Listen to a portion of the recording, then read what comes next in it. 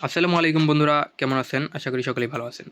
আজকে আমরা পড়ব যুক্তিবিদ্যা দ্বিতীয় পত্রের পঞ্চম অধ্যায় কার্যকারণ সম্পর্কের প্রমাণিত পদ্ধতি। এই 14 নং প্রশ্নের ঘ নাম্বারে বলা হয়েছে, তথ্য 2 এর কার্যকারণ সম্পর্ক নির্ণয়ের যে পদ্ধতি প্রকাশ ঘটেছে তা মূল্যায়ন করো। তথ্য নাম্বার 2 এ বলা হয়েছে, বাজারে শীতের সবজি সরবরাহ কম, তাই দাম বেশি।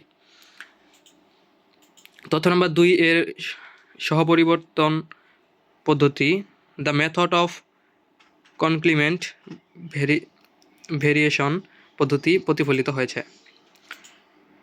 স্বপরিবর্তন পদ্ধতি অর্থ পারস্পরিক সমান পদ্ধতি, অর্থাৎ স্বপরিবর্তন পদ্ধতি অনুযায়ী বলা হয়, একটি ঘটনার পরিবর্তনে সাথে সাথে যদি অন্য ঘটনাও সমানভাবে পরিবর্তন হয় তাহলে পূর্ববর্তী ঘটনাকে কজ এবং পরবর্তী ঘটনাকে কার্য বলে।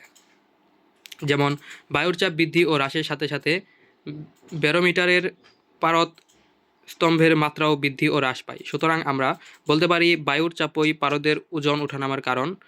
বায়ুর চাপ হলো কারণ এবং পারদের ওঠানামা হলো কার্য। বস্তু সহপরিবর্তন পদ্ধতি কার্য ও কারণের পরিমাণগত বৈশিষ্ট্যের উপর নির্ভরশীল। কার্যকারণের পরিবর্তন কখনো সবমুখী হয় বা কখনো বিপরীতমুখীও হয়ে থাকে। যেমন চাঁদের আকৃতির সাথে জোয়ার ভাটার পরিবর্তন সমমুখী, আবার দ্রব্যের চাহিদার সাথে যোগানের পরিবর্তন বিপরীতমুখী। তথ্য 2 এ বাজারে শীতের সবজি সরবরাহ কম হয়ে গেলে দাম বেশি হয়। একইভাবে সবজির সরবরাহ বেশি হয়ে গেলে দাম কম হয়। এখানে সরবরাহের এই বিপরীতমুখী প্রক্রিয়াকে সহপরিবর্তন পদ্ধতির সাহায্যে প্রকাশ করা হয়। সহপরিবর্তন পদ্ধতি একটি সহজ বা সরল পদ্ধতি। এই পদ্ধতির সাহায্যে কার্যকারণ সম্পর্কের পরিমাণগত দিকটি নির্ণয় করা যায়। স্থায়ী কারণসমূহের উপর এই পদ্ধতির প্রয়োগ খুব ফলপ্রসূ। সুতরাং বলা যায় সহপরিবর্তন পদ্ধতির কার্যকারণ সম্পর্ক নির্ণয়ে যথেষ্ট সহায়ক।